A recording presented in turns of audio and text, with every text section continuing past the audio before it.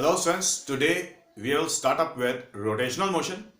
और students rotational motion को clear करने के लिए सबसे पहले सर्कुलर मोशन के कुछ बेसिक्स। तो सर्कुलर मोशन करेंगे हम, ब्रीफ में करेंगे, सारी फिजिकल क्वांटिटीज डिस्कस करेंगे, equations of motion circular motion में कैसे यूज होती हैं। आज के लेक्चर में हम इतना करेंगे, ठीक है।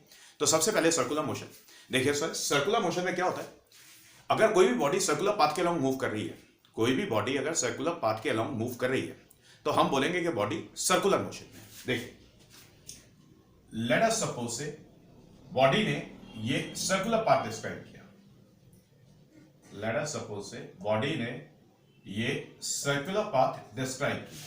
मान लेते हैं कि बॉडी है जो कि पॉइंट ए पर लोकेटेड है at time T equals to 0।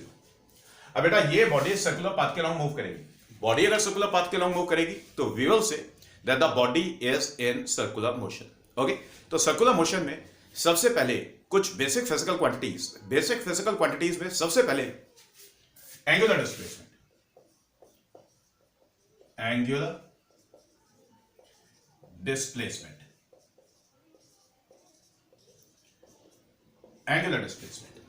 तो ध्यान से देखिए सर, एंगुलर डिस्प्लेसमेंट में जैसे बेटा अभी तक हमने स्ट्रेट लाइन मोशन पढ़ा था, स्ट्रेट लाइन मोशन में लीनियर डिस्प्लेसमेंट पढ़ा था। तो जब बॉडी सर्कुलर पाथ के अलोंग मूव करती है तो एंगुलर डिस्प्लेसमेंट पढ़ा जाता है, ठीक है। Let us suppose say body इस सर्कुलर पाथ को डिस्क्राइब करने वाली है और at time T equals to 0 पर बॉडी पॉइंट ए क्रॉस कर रही है। तो ध्यान से देखिए, ये जो रेडियस है, ये रेडियस लेट अस सपोज से कि बॉडी ए से लेकर बी तक जाती है, बॉडी ए से लेकर बी तक जाती है at time T equals to T पर। क्लियर? तो सर ये जो रेडियस वेक्टर है, ये radius vector sweeps angle sweep out करेगा, radius vector angle sweep out करेगा, मतलब ये जो रेडियस वेक्टर है, ये रेडियस वेक्टर घूमेगा। क्लियर? तो रेडियस वेक्टर ने जो एंगल डिस्क्राइब किया उसको कहते हैं एंगुलर डिस्प्लेसमेंट। बात समझ आ गई? तो एंगुलर डिस्प्लेसमेंट क्या होता है? It is the angle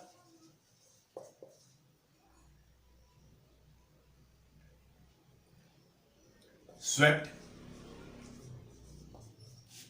by the radius vector, the angle swept by the radius vector। Clear? अब आप ध्यान से देखिए, इस सर्कल में AOB ये सेक्टर है, बॉडी ने एक्चुअल पाथ AB डिस्क्राइब किया है, बॉडी ने एक्चुअल पाथ AB डिस्क्राइब किया है, तो इस एक्चुअल पाथ AB को हम डिस्टेंस कवर्ड बोलेंगे। तो सिर्फ डिस्टेंस और एंगुलर डिस्प्लेसमेंट में रिलेशन होता है। Clear? Now we are going to say that theta is the angular displacement,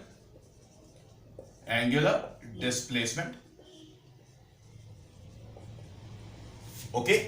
और सिर्फ relation between the angular displacement and the linear distance,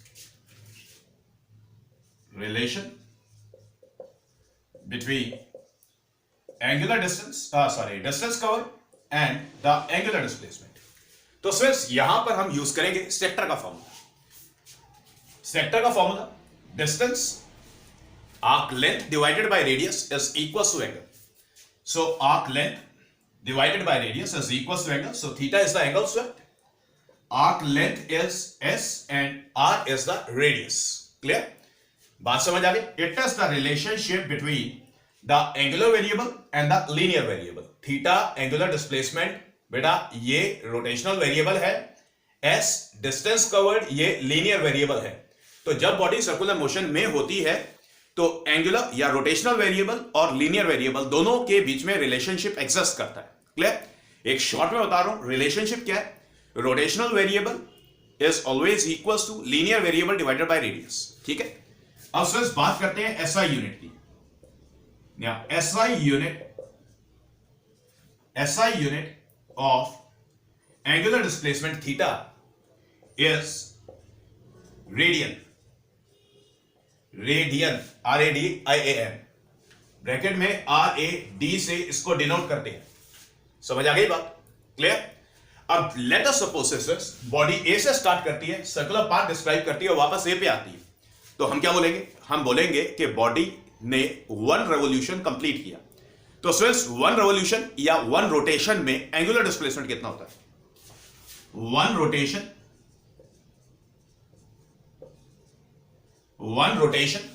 और one revolution, it is always equals to 2 pi radians. 2 pi radians, ये बात समझ आ गई? तो students angular displacement का कॉन्सेप्ट इतना, कोई भी बॉडी सर्कुलर पाथ के लॉन्ग मूव करेगी, बॉडी अगर सर्कुलर पाथ के लॉन्ग मूव करेगी तो रेडियस वेक्टर कुछ एंगल स्वीप आउट करेगा।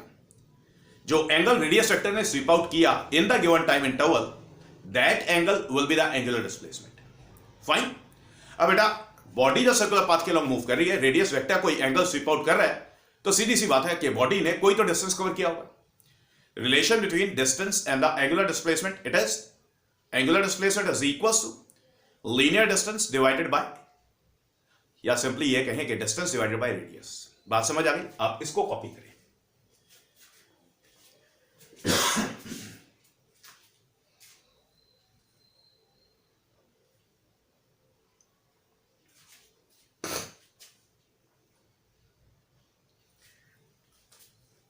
यस फ्रेंड्स, बात समझ आ गई? अब बात करेंगे एंगुलर वेलोसिटी।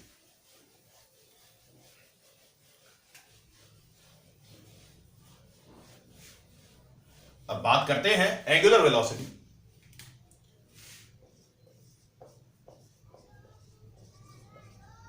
एंगुलर वेलोसिटी, देखिए फ्रेंड्स, एंगुलर वेलोसिटी में बिल्कुल ठीक वैसे ही जैसे कोई भी बॉडी स्ट्रेट लाइन के लॉन्ग मूव कर रही है, तो बॉडी ने कितना डिस्टेंस कितने टाइम में कवर किया उसको बोलते थे स्पीड। बॉडी जब स्ट्रेट लाइन के लॉन्ग मूव कर रही है तो आप उसको कह सकते थे मैग्नीट्यूड ऑफ वेलोसिटी। बात समझ आ गई? क्लियर? तो बॉडी ने कितना डिस्टेंस कितने टाइम में कवर किया उसको स्पीड कहते थे। बिल्कुल ठीक इसी तरीके से स्टूडेंट्स, जब बॉडी सर्कुलर पाथ डिस्क्राइब करती है, बॉडी सर्कुलर मोशन में होती है, तो स्टूडेंट्स कितना एंगल बॉडी ने कितने टाइम में डिफाइन किया, डिस्क्राइब किया, उसको एंगुलर वेलोसिटी या एंगुलर स्पीड कहते हैं। Clear? Now definition, it can be defined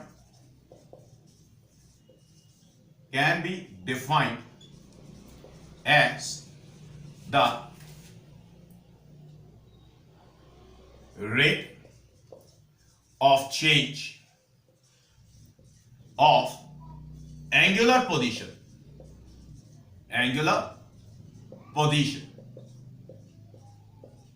of the body. Clear? It can be defined as the rate of change of angular position of the body. Since angular velocity को omega से denote करना है, and it is written as d theta by dt, where the theta is the angular displacement. Theta is the angular displacement. Now this theta, it was written as s by r. S was the linear distance covered by the body when the body is going from A to B. Clear? And r is the radius of the circular path. So friends, अब हमें क्या चाहिए? ये definition है angular velocity का या angular speed का। अब हमें चाहिए relationship between the angular speed and the linear speed. Clear? अभी मैंने आपको बताया था जब बॉडी सर्कुलर पाथ के लॉन्ग मूव करती है तो रोटेशनल वेरिएबल और लीनियर वेरिएबल दोनों एग्जिस्ट करते हैं। ठीक है, दोनों में रिलेशन होता है। अब अगर थीटा का वैल्यू हम यहां पे डालते हैं, so this omega is written as d by dt of s by r, that is linear distance divided by radius। अब बेटा देखिए, बॉडी जब सर्कुलर पाथ के लॉन्ग मूव करेगी तो ये जो रेडियस है ये तो टाइम के साथ चेंज नहीं होगा, तो रेडियस कांस्टेंट होगा। So we can say that this omega is written as 1 upon r multiplied with ds by dt। अब ये ds by dt क्या हो गया? It is the rate of change of distance. Rate of change of distance क्या होता है? Rate of change of distance speed होता है या मैग्नीट्यूड ऑफ वेलोसिटी होता है। So we can say that this omega is written as, omega is written as, चलिए omega से पहले बात करते हैं ds by dt की। So this ds by dt, I am saying that it is the linear speed or the magnitude of velocity of the particle. Okay, so we can say that this omega is written as 1 by r multiplied with v, that is this omega is written as v by r, omega is written as v by r. So friends, फिर से relation वैसा ही निकला है। Rotational variable it will be equal to linear variable divided by the radius, linear variable divided by the radius. बात समझ आ गई? तो friends, relationship between angular speed and the linear speed is defined by this equation। Clear? या यू कह लेते हैं कि students v is equals to the linear speed v, it will be equals to radius multiplied with the angular speed. बात समझ आ गई? अब बेटा बात करेंगे SI unit of angular speed. चलिए एक काम करिए, पहले आप इसको कॉपी करिए।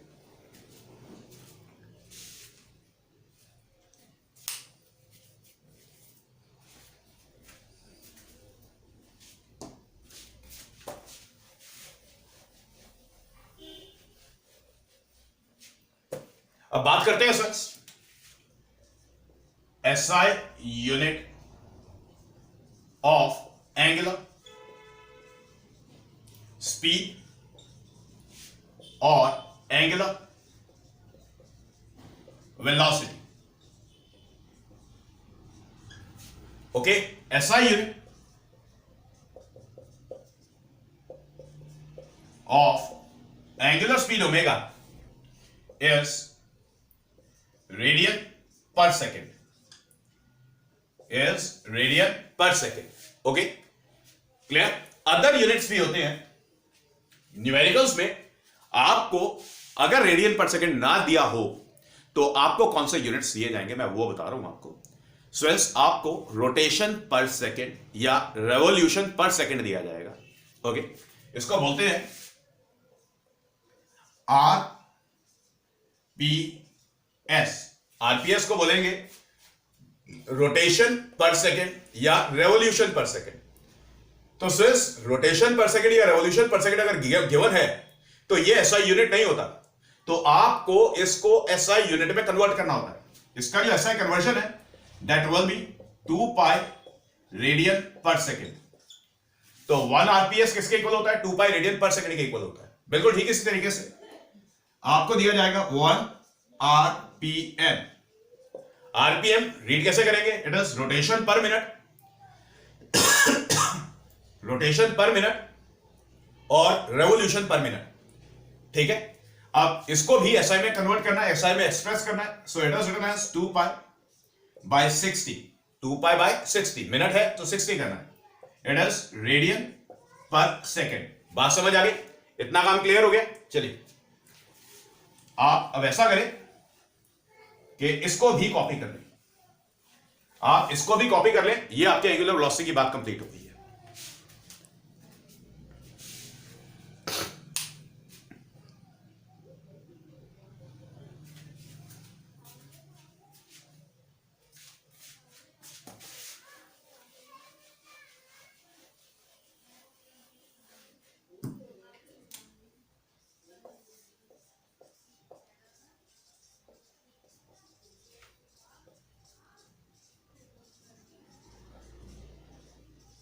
बात करते हैं एंगुलर एक्सेलरेशन की।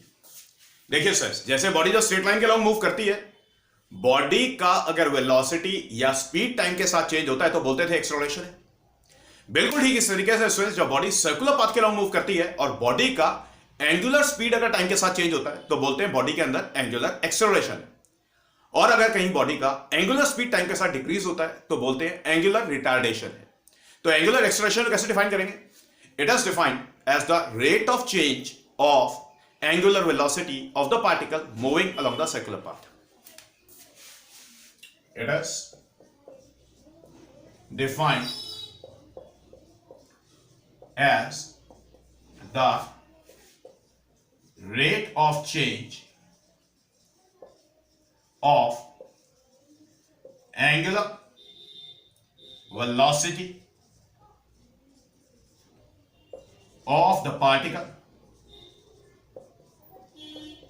of the particle moving along the circular path। बात समझ आई बेटा? It is defined as the rate of change of angular, it is defined as the rate of change of angular velocity of the particle moving along the circular path। Angular acceleration को बेटा, angular acceleration को denote करेंगे alpha से, and it is written as d by dt of omega, that is the rate of change of angular velocity। Okay, अभी students हमने linear speed और angular speed में relation किया था।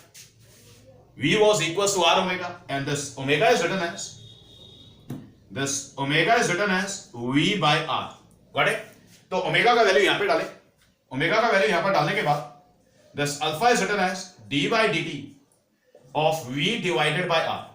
ओके बेटा, r रेडियस ये तो कांस्टेंट है, चेंज नहीं होगा। So this alpha is written as 1 by r multiplied with dv by dt. Now, what is this dv by dt? This dv by dt is the rate of change of speed or the magnitude of velocity. The rate of change of velocity. Rate of change of velocity क्या होता है? It is simply the tangential acceleration. इसको read करते हैं tangential acceleration और linear acceleration. Now, this alpha is written as the tangential acceleration divided by radius. Okay. What is the tangential acceleration? The tangential acceleration is written as it is dv by dt. It is written as dv by dt. पल्ले पड़ गई ये बात? Okay बात समझ आ गई? अब बात करेंगे students SI unit of angular acceleration की। पहले आप इसको कॉपी करें।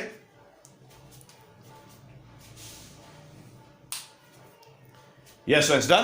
नाउ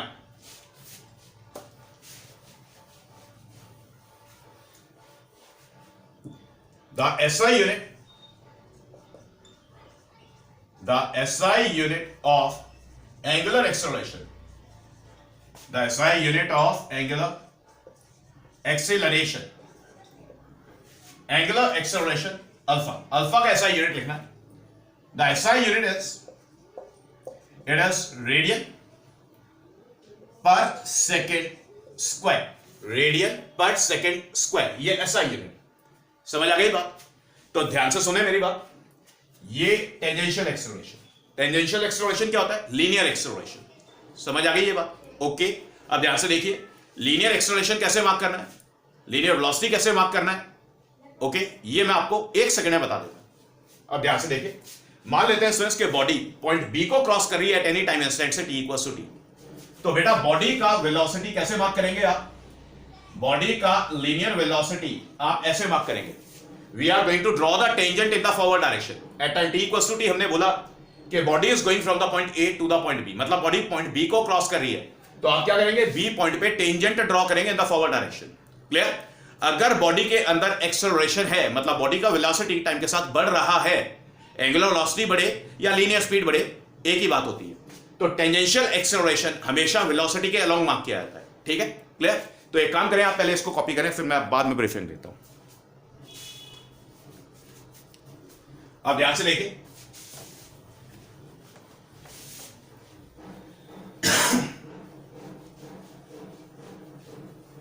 अब ध्यान से देखिए मार्किंग करनी कैसे, मार्किंग करनी कैसे।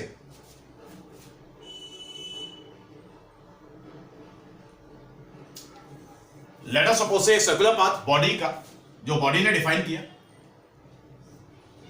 बॉडी पॉइंट ए को क्रॉस कर रही है at any time T equals to t. Clear? और बॉडी स्विंग्स इस डायरेक्शन में मूव करेगी, बॉडी ऐसे रोटेट करेगी। तो जब बॉडी पॉइंट ए को क्रॉस करेगी तो बॉडी का जो लीनियर वेलोसिटी आप मार्क करेंगे, आप ऐसे मार्क करेंगे। वेलोसिटी कैसे मार्क करना है? Bye drawing the tangent at the given point in the forward direction. Clear? अगर बॉडी के अंदर एक्सेलरेशन है, अगर बॉडी के अंदर एक्सेलरेशन है, अगर बॉडी के अंदर एक्सेलरेशन है, तो सिंस बॉडी का एक्सेलरेशन और वेलोसिटी का वेलोसिटी का डायरेक्शन दोनों सेम डायरेक्शन में होंगे, तो वेलोसिटी आप ऐसे मार्क करेंगे।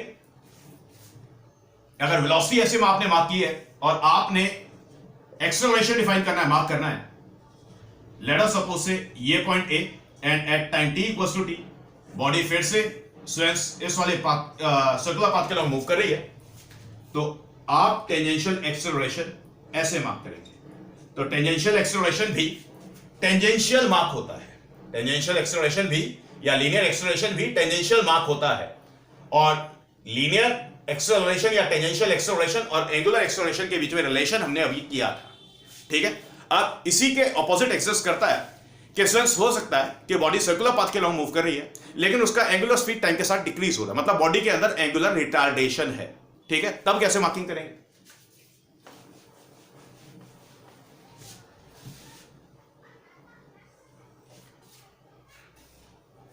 Late us suppose say body circular path के लॉन्ग मूव कर रही है और बॉडी पॉइंट ए को क्रॉस कर रही है at any time T equals to T.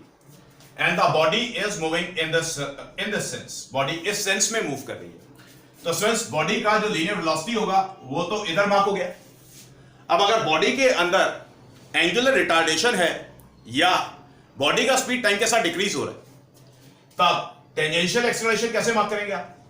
ये पॉइंट हो, ये रेडियस, ये point A, at any time T equals to t की बात हो रही है। तो वेलोसिटी फॉरवर्ड डायरेक्शन में अगर मार्क किया है तो स्टूडेंट्स टेंजेंशियल एक्सेलरेशन आप बैकवर्ड डायरेक्शन में मार्क करेंगे। बात समझ आ गई? क्लियर हो गई बात?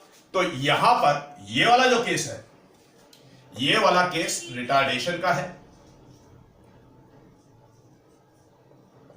ये वाला केस रिटार्डेशन का है, और ये वाला केस एक्सीलरेशन का है। बात समझ आ गई? कॉपी कर ले आप। और ये इंपॉर्टेंट है, जब आपने न्यूमेरिकल सॉल्व करने होंगे तो स्ट्रेस आपको मार्किंग करनी होगी।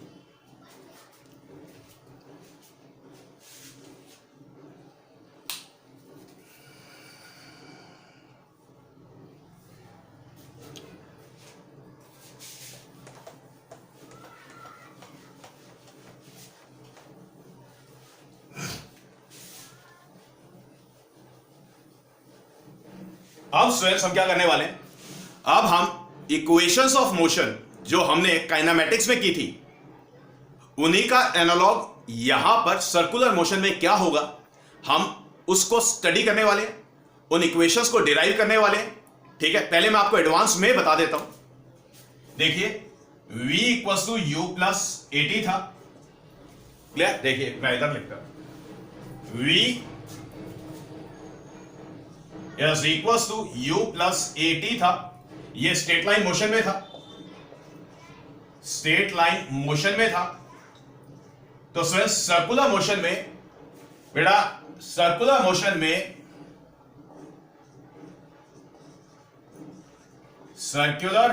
में इसी का एनालॉग होता है बेटा, v फाइनल वेलोसिटी का मैग्नीट्यूड है।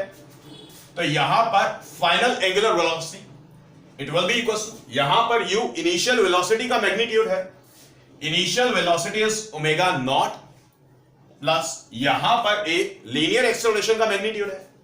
तो यहां पर एंगुलर एक्सेलरेशन और यहां पर टाइम। बात समझ आ गई?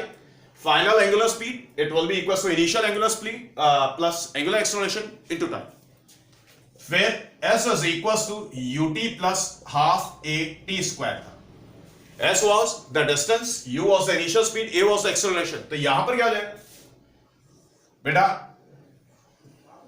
यूज करेंगे angular displacement. Angular displacement theta it will be equal to initial angular speed multiplied with time plus half alpha T square.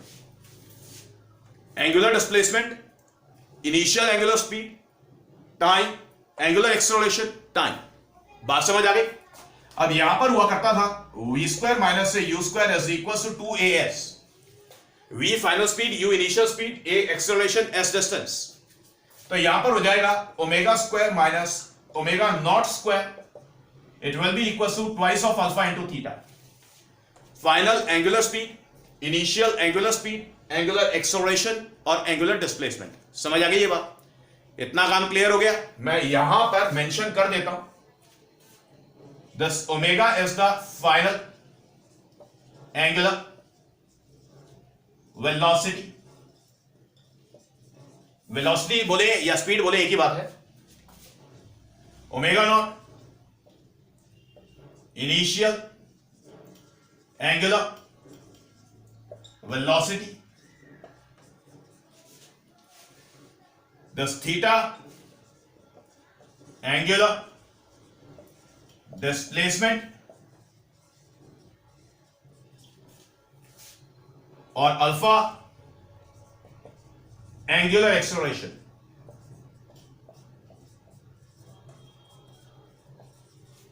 और T time interval. Got it? तो बेटा स्ट्रेट लाइन मोशन में और सर्कुलर मोशन में equations of motion ऐसे use होती हैं। Clear? Circular motion में equations of motion, equations of motion copy कर ले एक बार एडवांस में, इनको फिर मैं डिराइव कर देता हूं आपके लिए। वैसे डेरिवेशन इनका हमारे करिकुलम में नहीं है, मैं फिर भी एक बार डिराइव कर देता हूं, कॉपी कर लें इसको।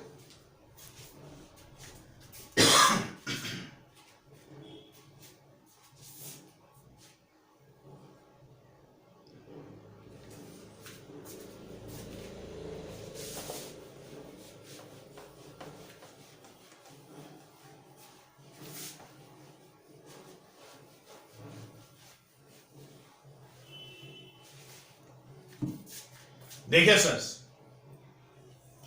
पहले फिगर, लेट अस सपोज से कोई भी बॉडी है, पॉइंट ए को क्रॉस कर रही है at time t equals to 0 and the body crosses this point से b at any time t equals to t। The body crosses the point b at time t equals to t।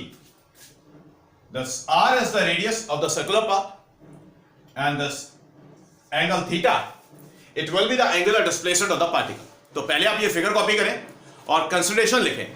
तो ये figure और consideration तीन derivations करा रहा हूं, तीनों के लिए कॉमन रहने वाली है। तो पहले कंसिडरेशन लिखवा रहा हूं, आप नोट करें। Consider the particle moving along the circular path with constant angular acceleration alpha, full stop।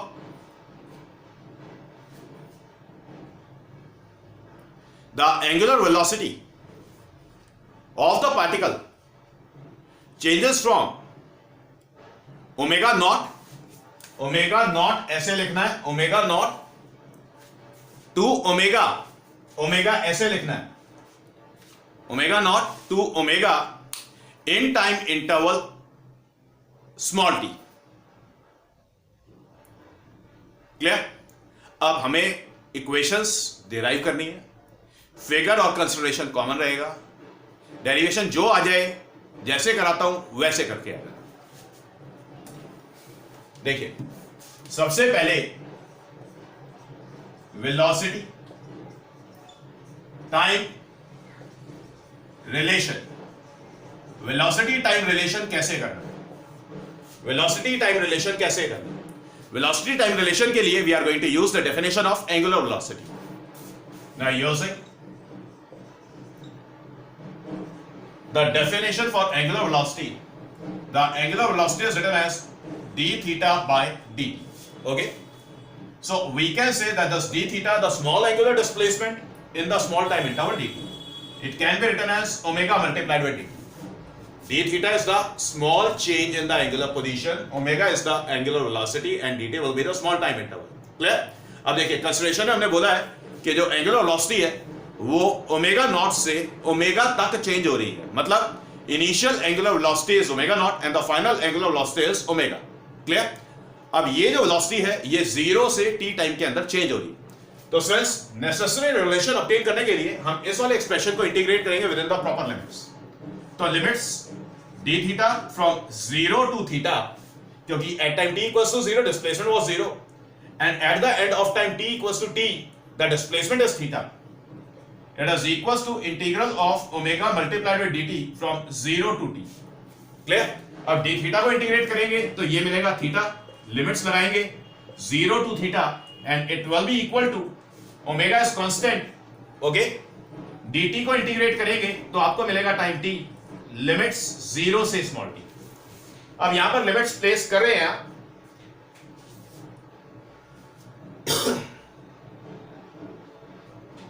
गड़बड़ हो गई थोड़ी, थोड़ी गड़बड़ हो गई, सॉरी थोड़ी गड़बड़ हो गई। वेलोसिटी टाइम रिलेशन को ऑब्टेन करने के लिए students we are going to use the definition of angular acceleration. Using the definition of angular acceleration, angular acceleration is written as alpha is equals to d omega by dt, that is the rate of change of angular velocity, rate of change of angular velocity।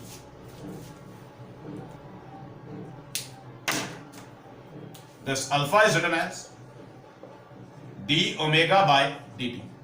Okay, now this d omega is written as alpha multiplied with dt. d omega is the small change in the angular velocity in the small time interval dt and alpha is the constant angular acceleration. ठीक है, consideration से हमने किया था कि जो angular velocity है it is changing from omega not to omega in the time interval small T. तो स्टूडेंट्स इंटीग्रेट करेंगे within the proper limits. D omega यहां पर ओमेगा नॉट यहां पर omega is equals to integral of alpha into DT from 0 to T. ठीक है, तो D omega का इंटीग्रल आएगा ओमेगा, लिमिट्स आएंगी omega not to omega, it will be equals to alpha constant. dt का integral आएगा स्मॉल t, लिमिट्स डालेंगे आप 0 से small t. Clear? Limits place करने के बाद बस ओमेगा माइनस से ओमेगा नॉट, ओमेगा की जगह पे पहले अपर लिमिट लगाएंगे आप, माइनस लगा करके लोअर लिमिट लगाएंगे आप, is equals to alpha into t की जगह पे पहले upper limit that is t minus 0. Okay, तो स्टूडेंट्स ये आपको देगा omega minus omega naught is equals to alpha into t. That is this omega is equals to omega naught plus alpha into t. It is the required equation. Okay, copy करें आप इसको.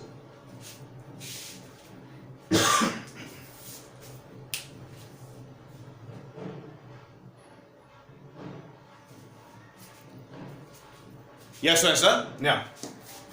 The second is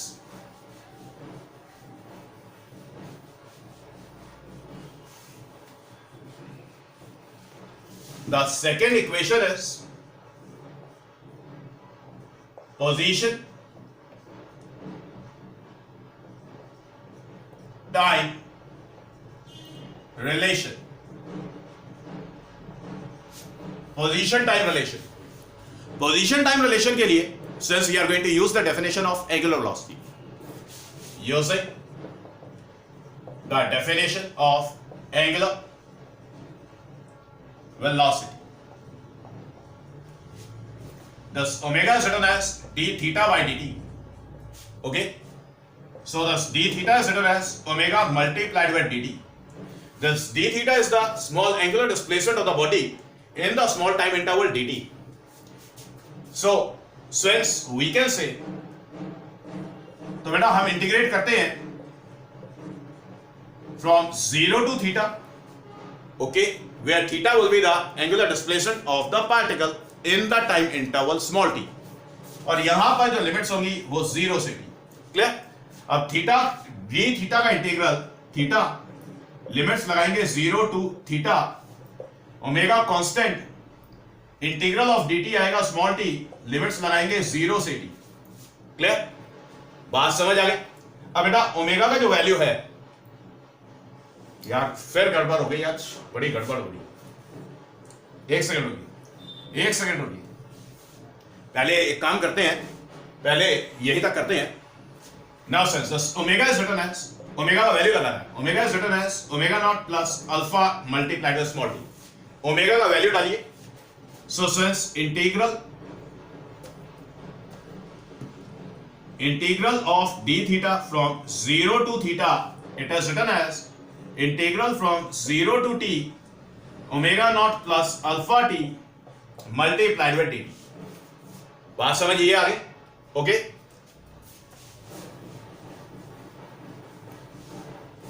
अब क्या करेंगे? अब integrate करेंगे. पहले d theta को इंटीग्रेट करें तो d थीटा का जो इंटीग्रल है that will be theta, limits लगाएंगे 0 to theta, omega naught into dt, omega naught into dt को इंटीग्रेट करेंगे, ओमेगा नॉट कांस्टेंट हो जाएगा, dt का इंटीग्रल स्मॉल t आएगा. अल्फा t dt को इंटीग्रेट करेंगे, अल्फा कांस्टेंट है तो t dt का इंटीग्रल t स्क्वायर बाय 2 आएगा. लिमिट्स लगाएंगे 0 से. बात समझ आ गई? अब यहां पर लिमिट्स लगाएं, थीटा की जगह पे पहले अपर लिमिट लिखेंगे, माइनस लगाकर लोअर लिमिट लिखेंगे, it is equals to omega naught, T की जगह पे अपर लिमिट लिखेंगे t minus 0 plus 1/2 of alpha, ये वाला 1/2 ऑफ अल्फा टी स्क्वायर की जगह पर लिमिट्स डालेंगे आप माइनस से जीरो से। So the theta is written as omega naught into T plus half of alpha T square. ये छोटी सी बात समझ आ गई? तो ये रिक्वायर्ड रिलेशनशिप है, कॉपी कर लेगा।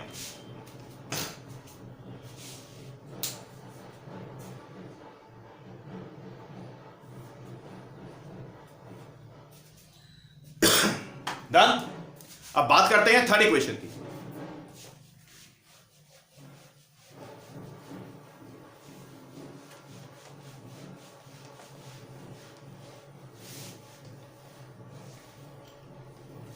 अब बात करते हैं थर्ड इक्वेशन की। Third is position, velocity relation. Position velocity relation. Position velocity relation obtain करने के लिए we are going to use the definition of angular velocity as well as angular acceleration. Now the angular acceleration is written as d omega by dt and the angular velocity is written as d theta by dt। दोनों को आप divide करें, so this alpha by omega is written as d omega by dt multiplied with dt divided by d theta। This dt cancelled out, so since this alpha divided by omega is written as d omega by d theta। Got it? omega को इधर लिखें, so alpha multiplied with d theta is written as omega multiplied with d omega। Now since to obtain the necessary relation we are going to integrate this expression within the proper limits। Integrate करेंगे alpha D theta को, integrate करेंगे, theta variable है और angular displacement का जो value था at time t equals to 0 पर that was 0 and theta was the angular displacement। It is equals to integral from omega d omega from omega naught to omega। ध्यान से देखिए, d omega small change in the angular velocity। angular velocity कैसे change हो रही थी? omega naught was the initial angular velocity and thus omega was the final angular velocity। Got it? now integrate करें, alpha constant as it is, d theta का integral theta, limits लगाएंगे 0 से थीटा, omega D omega को integrate करेंगे तो ये आएगा ओमेगा स्क्वायर बाय 2, लिमिट्स लगाएंगे omega not to omega. Okay, limits को प्लेस करें, थीटा की जगह पर अपर लिमिट लगाएं that is theta minus lower limit लगाएं that is 0। It will be equals to 1/2 side पर ओमेगा स्क्वायर में लिमिट्स प्लेस करेंगे। सो ओमेगा की जगह पे पहले ओमेगा आएगा, so omega square minus square, omega की जगह पे ओमेगा नॉट आएगा, omega naught square. Got it? So we can say it is written as alpha into theta is equals to से 1/2 of omega square minus of omega naught square. Got it? Okay, so we can say that this omega square minus say omega naught square is equals to twice of alpha into theta। Got it? Now it is the required relation। Copy करें,